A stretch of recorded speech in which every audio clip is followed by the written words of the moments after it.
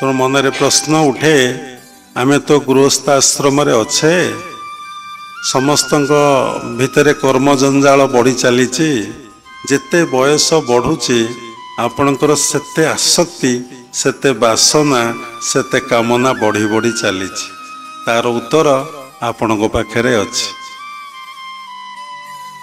पाठ पढ़ला बेले आपण जेतिकी फ्री थे सर्विस पर आउ सेतिकी फ्री हो पारे ना सर्विस पर विवाह हेले तापर आउ सेतिकी फ्री हो पारे ना तापर आपणकर पुओटे कि झीटे संतान लाभ है तापर आपण आउ सेतिकी फ्री हो पारे ना तापर आपणकर पिलापिली विवाह है नाती बा नातुणी हेले आपण आउरी कर्म बंधन रे बांधी पारे तेणु दिन को दिन आमे जो कि जन्म ग्रहण करथिले आमर बार्थ राइट कौन ना to achieve God to realise God मनुष्य जन्मर लाभ जेबे गोविंदे करे भाव नरतनु नुहे विलास भुई नरतनु हरि भजन पाई आमे जन्म ग्रहण करथिले माँ गर्भरे थिला बेले आमे प्रेयर करथिले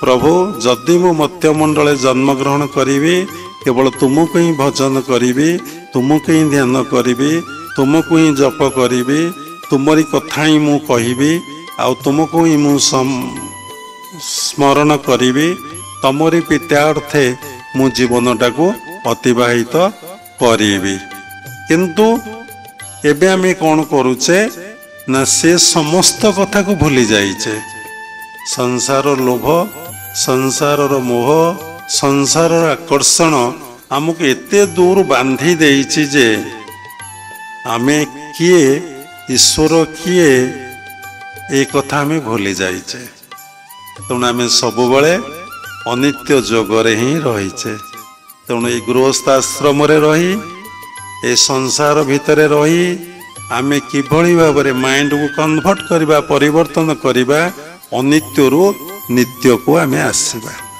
कारण अपन तो संसार छाड़ी पारे ना कारण सबू अठा लगे छाड़ी जाए किंतु संसार रूपक अठा से खोली दियो संसार रूपक अठा जिते लगी जाए सी आउ केबे खोले ना कहली से केबे आउ छाड़े ना तेणु रामकृष्ण कहते पणस काटिबा पूर्वर समस्त हाथ में तेल लगे पणस काटती कहीं ना पणसर अठाटा हाथ में लगी जाए जदि तेल मरा होतब आ पणस अठाटा आउ लागिब ना तेणु कि तेल ये मनरे मारिले मनरे संसार लोभ संसार मोह संसार आकर्षण आम भितर रहिब ना तेणु भक्ति रूपक तेल को जदि आम मन भितर आम मारिदबा तेणु केबे संसार अठा संसार माया संसार लोभ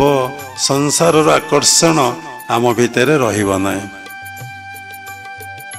तेणु आम एक कथा कोठू शिखिबा ना आम एक कथा गुरु पाखरु शिखिबा को गुरु ना तत्व गुरु पाखरु एक कथा शिखिबा तेणु सब कथा आपण जीवन में क्या ठारू शिखी समस्त चारि गुरु अच्छा माता गुरु पिता गुरु कर्दम गुरु और शिक्षा गुरु ये गुरु द्वारा कहले खराब हम अनेक क्रिटिसाइज कमेंट करें मनुष्यर जीवन लक्ष्य पूरण हुए नहीं मनुष्य पूर्णांग मानव हुए नहीं से अनित्य नित्य जोग को आसीपे ना केवल तत्व गुरु कले आपण अनित्य नित्य को केमिति आसीबे तार कौशल भगवान आपण को बतईदेवे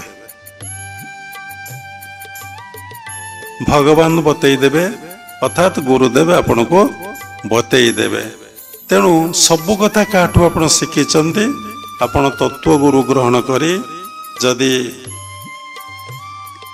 तत्व गुरु ग्रहण कले तत्व गुरु आपण को स्मरण करईदेवे आपणकर चेतना को जागृत करईदेवे तुम्हें एथिपाई संसार को आसीन तुम्हें शिक्षा लाभ करी चाकरी करिबा ବିବାହର ହେବା, ପିଲା ଛୁଆ ଜନ୍ମ ଗ୍ରହଣ କରିବା, ତୁମେ ଏଥିପାଇଁ ସଂସାରକୁ ଆସିନ। ତୁମେ ଆସିଛ କ'ଣ ପାଇଁ? ନା ଯୋଉଠୁ ଆସିଛ ସେଇଠି କେମିତି ଯିବ, ମିଳନ ହେବ, ସେଥିପାଇଁ ତୁମେ ଆସିଛ। ତେଣୁ ଆମକୁ ଶିଖିବାକୁ ପଡ଼ିବ। ସେଥିପାଇଁ କେତେ ଗୁଡ଼ିଏ କୌଶଳ ଅଛି। ସେ କୌଶଳ ଗୁରୁ ହିଁ ଶିଷ୍ୟକୁ ପ୍ରଦାନ କରିଥାନ୍ତି। ଦେଖନ୍ତୁ, ଆମେ ଅନିତ୍ୟରେ ଅଛେ, ସମସ୍ତଙ୍କର ଅନୁଭୂତି ଅଛି। ଆମେ ଯାହା କିଛି କରିଛେ ବା କରୁଛେ ତାର ମୂଳ ଲକ୍ଷ୍ୟ ହେଉଛି ଆନନ୍ଦ ପାଇବା ପାଇଁ। କିନ୍ତୁ ଆମେ ଆନନ୍ଦରେ ଅଛେ? ସମସ୍ତଙ୍କୁ ପ୍ରଶ୍ନ ଅଛି କି? ନା। କାହିଁକି ନାହିଁ? କାରଣ ଅନିତ୍ୟରେ ବା ମିଥ୍ୟାରେ କେବେ ଆନନ୍ଦ ମିଳେ ନାହିଁ। ସତ୍ୟରେ ହିଁ ଆନନ୍ଦ ମିଳିଥାଏ, ସତ୍ୟରେ ହିଁ ଶାନ୍ତି ମିଳିଥାଏ, ସତ୍ୟରେ ହିଁ ପ୍ରେମଟା ପ୍ରାପ୍ତି ହେଇଥାଏ। ତେଣୁ ଆମେ ଗୃହସ୍ଥାଶ୍ରମରେ ରହି କିଭଳି ଭାବରେ ଆମ ଜୀବନ ନିର୍ବାହ କରିବା ବା ଜୀବନକୁ ପାଳନ କରିବା, ଏହି ସଂସାର ଭିତରେ ରହି, ପ୍ରଭୁଙ୍କ ସଂସାର ଭିତରେ ରହି ତାର କୌଶଳ ତତ୍ତ୍ୱଗୁରୁଙ୍କ ଠାରୁ ଆମେ ଶିକ୍ଷା ଲାଭ କରିବା। ତେଣୁ ସେଥିପାଇଁ ଆମକୁ ଦୀକ୍ଷା ଗ୍ରହଣ କରିବାକୁ ପଡ଼ିବ, ଗୁରୁଙ୍କର ସାନ୍ନିଧ୍ୟ ଲାଭ କରିବାକୁ ପଡ଼ିବ, ଗୁରୁଙ୍କ ଉପଦେଶକୁ ଅକ୍ଷର ଅକ୍ଷରେ ପାଳନ କରିବାକୁ ପଡ଼ିବ।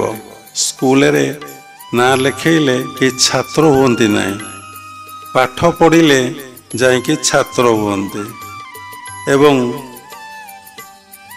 ଆପଣ ଦେଖନ୍ତୁ, ସବୁ ଷ୍ଟୁଡେଣ୍ଟ ପାଠ ପଢ଼ିକି ଲେଖନ୍ତି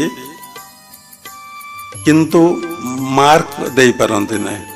ମାର୍କ କିଏ ଦିଅନ୍ତି? ନା ଟିଚର ଦିଅନ୍ତି ସାରା ୱାର୍ଲଡରେ। ସେଇଭଳି ଆପଣ ସାଧନା କରିବେ। ସାଧନାରେ କେତେ ବାଟ ଆଗେଇଛନ୍ତି, କ'ଣ କରିଛନ୍ତି, ତାର ସମୀକ୍ଷାରୁ ଆପଣ ଜାଣିପାରିବେ।